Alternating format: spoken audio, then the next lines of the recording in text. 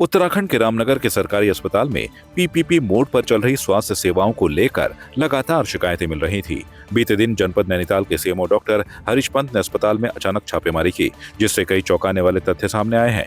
निरीक्षण के दौरान डॉक्टर पंत ने पाया कि अस्पताल में पर्याप्त दवाइयां उपलब्ध होने के बावजूद मरीजों को बाहरी मेडिकल स्टोर से महंगी दवाएं खरीदने के लिए मजबूर किया जा रहा है। उन्होंने अस्पताल प्रशासन को कड़ी चेतावनी दी और कहा कि यदि कोई चिकित्सक ऐसा करते हुए पाया गया तो सख्त कार्रवाई की जाएगी। इसके अलावा सीएमओ ने अस्पताल में तैनात बाउंसरों की भी शिकायत की, जो मरीजों और परिजनों से अभद्र व्यवहार कर रहे थे। उन्होंने कहा कि सरकारी अस्पताल में बाउंसर रखना नियमों के खिलाफ है। इस कार्रवाई के बाद अस्पताल प्रशासन में हड़कंप मच गया है।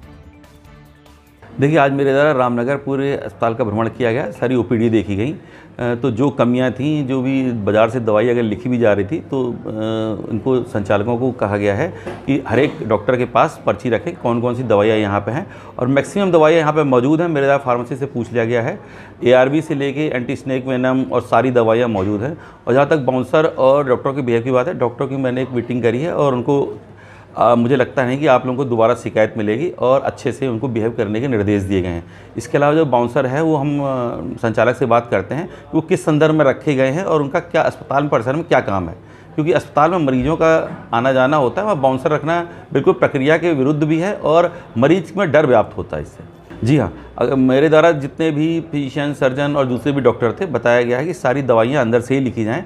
बाहर से लिखे जाना वैसे भी पेशेंट के लिए भी ठीक नहीं है और अस्पताल के उसके लिए भी ठीक नहीं, क्योंकि जो भी पेशेंट आता है वो गरीब उसका आता है और बाहर से दवाई लेता है तो उसकी जेब पे अतिरिक्त बोझ पड़ता है। तो अगर कुछ ऐसा दवाई लिखी जाएंगी तो उस चिकित्सक को या तो हटाया जाएगा या फिर उसके खिलाफ FIR की जाएगी।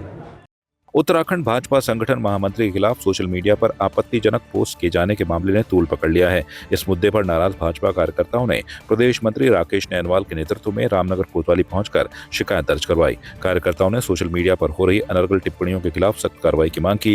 राकेश नैनवाल ने कहा कि कुछ ब्लॉगर और सोशल मीडिया यूजर्स बिना तथ्यों की झूठी और आपत्तिजनक बातें लिख रहे हैं, जो न केवल भाजपा बल्कि संविधान के खिलाफ है। उन्हें ऐसे लोगों के खिलाफ कड़ी कार्रवाई की आवश्यकता जताई। भाजपा कार्यकर्ताओं का कहना है कि सोशल मीडिया का दुरुपयोग पार्टी नेताओं की छवि को नुकसान पहुंचा रहा है। इस पर कोतवाल अरुण कुमार सैनी ने कहा कि उन्हें भाजपा कार्यकर्ताओं से शिकायती पत्र मिला है और मामले की जांच कर उचित कार्रवाई की जाएगी। जो ब्लॉगर है श्री बिरजू मयाल, लगातार जो अपने को ब्लॉगर कहते हैं और समाज में लगातार असामाजिकता, अराजकता, शांति भंग करने का काम कर रहे हैं। कुछ लोगों के द्वारा प्रायोजित ये चल रहा है और इसमें कहीं ना कहीं हमें तो लगता है कि विपक्षी भी इसमें शामिल है कि उसको जिस प्रकार से उपयोग किया जा रहा है, वो लगातार बेबुनियाद आरोप लगाते रहते हैं। और कल भी उन्होंने हमारे संगठन महामंत्री जी के खिलाफ बेवजह बिना साक्ष्यों के आधार पर आरोप लगाया है। उसको लेकर आज हमने कोतवाली में तहरीर दी है कि इस पर तुरंत कार्रवाई की जाए। और हम सबको भी समझना चाहिए, प्रदेश के लोगों को भी समझना चाहिए कि इस प्रकार की अराजकता अगर माना प्रदेश के अंदर फैलाने का काम किया जाएगा तो आने वाले समय में समाज के लिए जो बहुत घातक होगा। मैं कहना चाहता हूं कि बिरजू मयाल जो अपने आप को ब्लॉगर कहते हैं, वो किस आधार पर जो है कोई भी बातें अगर रखते हैं या उन पर आरोप किसी पर लगाते हैं तो किस आधार पर लगाते हैं। पूर्व में भी सरकार के ऊपर, मानिए हमारे मुख्यमंत्री जी के ऊपर आरोप उनके द्वारा लगाए गए जी, जो तथ्यहीन है, कहीं कोई कुछ साक्षी नहीं है। लेकिन आज एक माहौल बन पड़ा है कि फेसबुक पर आओ, कुछ भी चलाओ, कुछ भी लिख दो, कुछ होने वाला नहीं है। मैं तो आग्रह करना चाहता हूं, सरकार से मांग भी करना चाहता हूं, केंद्र सरकार से भी, राज्य सरकार से भी, कि कोई भी व्यक्ति अगर इस प्रकार की चीजें करता है तो उसके खिलाफ सख्त कार्रवाई होनी चाहिए। देखिए, आज थाना रामनगर में बीजेपी के वरिष्ठ नेताओं द्वारा एक ज्ञापन दिया गया है, जो बिरजू मयाल ने फेसबुक पे कुछ पोस्ट की थी संगठन के किसी व्यक्ति के खिलाफ। तो तहरीर प्राप्त कर ली गई है और तहरीर के आधार पर हमारे द्वारा वैधानिक कार्रवाई की जा रही है। मसूरी के एक प्रतिष्ठित स्कूल में 13 वर्षीय 7वीं कक्षा के छात्र की स्विमिंग पूल में डूबने से मौत हो गई। घटना के बाद स्कूल में हड़कंप मच गया और मसूरी पुलिस मौके पर पहुंची। पुलिस के अनुसार छात्र रोज की तरह सुबह 5:45 बजे स्विमिंग पूल में प्रैक्टिस कर रहा था, लेकिन कुछ देर बाद ही वो पूल में ही रह गया। जब छात्र ने कोई हरकत नहीं की तो उसके दोस्तों और शिक्षकों ने उसे पूल से बाहर निकाला, लेकिन वो अचेत अवस्था में था। उसे लंढौर कम्युनिटी हॉस्पिटल लाया गया, जहां डॉक्टरों ने उसे मृत घोषित कर दिया। पुलिस ने बताया कि CCTV फुटेज में छात्र स्विमिंग कर रहा था, लेकिन एक तैराक होते हुए भी वो बाहर नहीं आया। मृतक के परिजनों को सूचित कर दिया गया है और पोस्टमार्टम रिपोर्ट के बाद मौत के कारण स्पष्ट होंगे। मामले की गंभीरता से जांच की जा रही है। अपने 2 दिवसीय जनपद भ्रमण पर पहुंचे प्रमुख सचिव नियोजन विभाग डॉक्टर आर मीनाक्षी सुंदरम का स्वागत नैनीसैनी एयरपोर्ट पर जिलाधिकारी विनोद गोस्वामी, पुलिस अधीक्षक रेखा यादव और मेयर कल्पना देवलाल ने बुके भेंट कर किया। भ्रमण के दौरान डॉक्टर सुंदरम ने सबसे पहले नैनीसैनी एयरपोर्ट का निरीक्षण किया और हवाई पट्टी के विस्तार के संबंध में जिलाधिकारी से चर्चा की। उन्हें एयरपोर्ट अथॉरिटी ऑफ इंडिया से संपर्क कर औपचारिकता पूरी करने और एक प्लान तैयार करने का सुझाव दिया। इसके बाद उन्होंने चंडाक स्थित मैग्नासाइड फैक्ट्री का भ्रमण किया और बंद फैक्ट्री के बारे में जानकारी ली। डॉक्टर सुंदरम ने चंडाक में निर्माणाधीन मेडिकल कॉलेज का भी निरीक्षण किया और विभागीय अधिकारियों से परियोजना की प्रगति पर चर्चा की।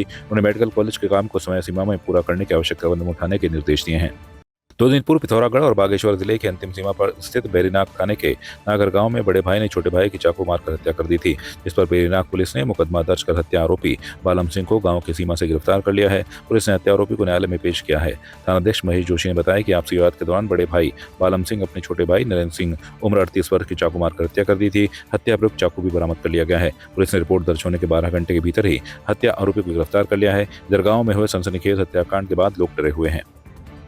दिनांक 15 मार्च को नरेंद्र मेहता निवासी कपकोट द्वारा अपने दामाद नरेंद्र मेहता की उसके भाई बालम सिंह द्वारा हत्या करने संबंधी एक प्रार्थना पत्र थाने पर दिया था, जिस पर उच्चाधिकारियों को जल्दी टेलीफोन अवगत कराया गया घटना के संबंध में तथा तुरंत अभियोग पंजीकृत किया गया था, जिस पर उच्चाधिकारियों के आदेश से अभियुक्त की गिरफ्तारी और साक्ष्य संग्रह हेतु टीमें गठित की गई तथा फॉरेंसिक्स यूनिट अल्मोड़ा को भी मौके पर घटनास्थल पर साक्ष्य संकलन हेतु बुलाया गया था।